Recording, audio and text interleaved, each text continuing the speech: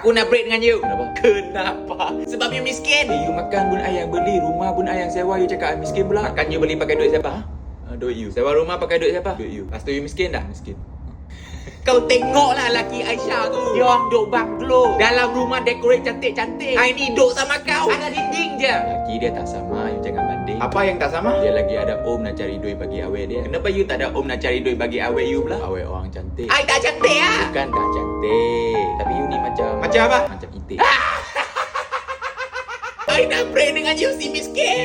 Dah miskin. Tahu dah I dah plan nak beli furniture semua, nak start decorate rumah. Wah, you ada duit ke? Bukan mahal pun. I beli dekat alat dapur semenyih. Mereka tengah buat mega sale of the year. Sebanyak 80% off dari 11 Disember hingga 21 Disember. Kipas siling harga serendah RM89 yang jenama KDK 60 inci pun harga serendah RM150 je. Ada lagi stainless steel waterfall sink black and gold harga serendah RM20.89. Bathroom cabinet set 6-in-1 harga serendah RM95. Jamban one piece harga serendah RM159. Water heater harga serendah RM175. Ada lagi special promotion untuk peralatan dapur. Slanted cooker RM519 je. Nak yang set hood and hob pun ada serendah RM899 je. Atau nak lagi upgrade hood plus hob plus sink baru RM1,399 je. Nak jenama yang lagi best, ada juga Vati,